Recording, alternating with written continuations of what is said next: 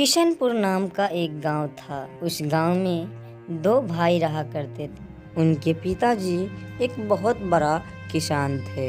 उनका बहुत ही जमीन था। उस जमीन के लिए दोनों भाई अपने में ही लड़ रहे थे, जिसमें बड़ा भाई का नाम सोहन था। सोहन बहुत ही दिल का खराब था। वो अपने छोटे भाई का जमीन और जायदाद छीनकर अपने नामे करना चाहता था, और उसमें छोटे भाई का नाम सोहन था, जो बहुत ही दिल से अच्छे इंसान था।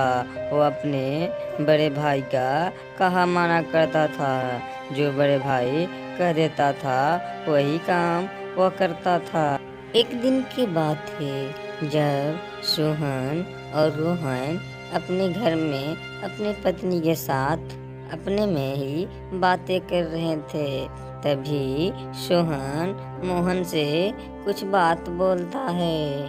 देखो सोहन, तुमको मैं एक बात कहता हूँ, तुम इसी घर में रह जाना। मुझे उस जो रोड पे जमीन है उसे दे दो, मैं वहाँ पे अच्छे से घर बना लूँगा। क्योंकि तुमको तो कभी घर बनाना ही नहीं, तुम तो अपने कर्जे सधाने में हो। तुम्हारे पास कभी भी उतना रुपया होगा ही नहीं कि तुम अपना घर बना सको। सोहन के बात सुनते ही रोहन भी अपने बड़े भाई से कुछ बोलने लगता है। अरे अरे अरे भैया, आप ऐसे क्यों बोल रहे हैं? आप अपना घर बनाना चाहते हैं तो आप आधे जमीन में बनाइए ना। मेरे पास कभी भी रुपया होगा तो मैं जमीन में अपना घर बनाऊंगा, मगर बनाऊंगा। आप उतना ही जमीन में बनाइए जितना आपका हक है। हमारे लिए आप जमीन उतना छोड़ दीजिए, क्योंकि मुझे बनाने का शौकान नहीं है। मगर मेरा बेटा होगा लोग तो वह कहाँ पे जमीन बनाइएगा। नहीं, मेरे लिए आप उतना जमीन छोड़ दीजिएगा जितना मेरा हक है। अपने छोटे भाई के बात को सुनते भी मोहन भी कुछ बोलने लगता है। अरे अरे अरे, तुम तो ऐसे बोल रहे हो जैसे तुम मेरा भाई ही नहीं हो। अरे तेरे जैसे भाई को तो मैं आगे से ही जानता था कि तू मेरा भाई नहीं, तू दुश्मन है। तू एक जमीन देने में मुझे ऐसे बोल रहे हो जैसे तुम मेरा भाई नहीं हो। इस बात को कल राजा सैम से बताया जाएगा। वो दोनों भाई अपनी कमरे में सो जाते हैं। सुबह होते ही वो दोनों भाई अपने गांव के बगल में दोनों आपस में अपने में ही बात कर रहे थे, जिसमें छोटा भाई अपने बड़े भाई से कुछ बोल रहा था। अरे भैया, आप तो जानते ही हैं कि मेरे सर पे बहुत ही कर्जा है। अगर आप हमारे साथ मिलकर रहेंगे तो हमारा कर्जा वो सभी सध जाएगा, और हम अपने पिताजी निहर हम लोग भी मिलकर किसानी करने लगेंगे। रोहन के बात सुनते ही सोहन भी अपने छोटे भाई से कुछ बोलने लगता है। मैं तेरे साथ कर्जा तेरे चुकाने में मैं साथ दूँ। मैं कर्जा कैसे तेरा उतार सकता हूँ रे? तू तो इतना कर्जा ले लिया है कि तू अपना पूरा जमीन बेचेगा तो तेरा कर्ज नहीं सध पाएगा।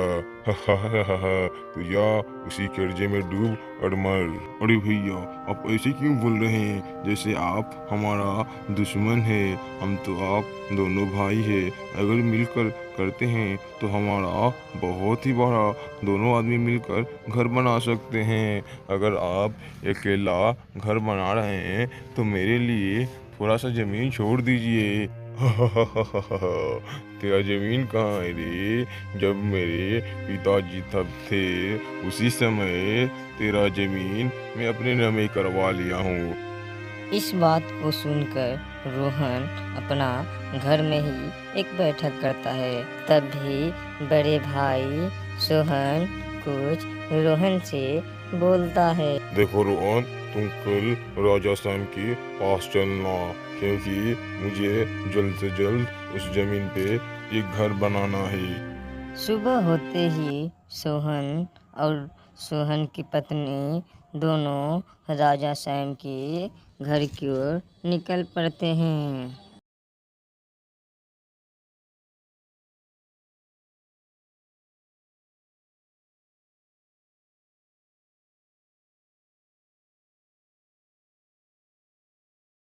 कुछ दूर जाने के बाद राजा स्वयं एक पेड़ के पास बैठे हुए थे, जहाँ सोहन, रोहन और उनकी पत्नी भी थी। राजा सैन और राजा सैन के सिपाही दोनों आकर आगे से ही इस पेड़ के पास बैठे हुए थे। कुछ देर आराम करने के बाद राजा सैन रोहन से कुछ बोलने लगते हैं। अरे रोहन, तुम जान नहीं रहे हो, तुम्हारा बड़ा भाई सोहन तुम्हारा जमीन अपने नामे करवा लिया है, क्योंकि तुम्हारा पिताजी मरने से पहले सभी जमीन सोहन के नामे करवा दिए हैं। अरे अरे, ये क्या जानेगा रोहन बकलोल, ये तो सिर्फ कमाने में ही रहा करता था। उसी समय बड़े भाई उनके पिताजी से स्कीम से साइन करवा लेता है और ये बेचारा जाकर बाहर कमाने में लग रहा था। राजा जी की सेना की बात सुनते ही रोहन भी राजा जी से बोलने लगता है।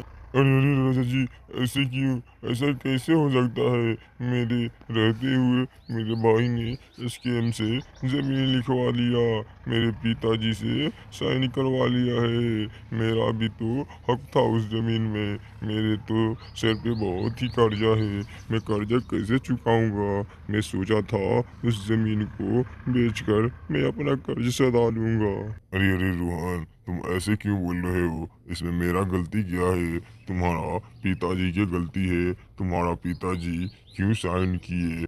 ये तो गलती तुम्हारा पिताजी का है।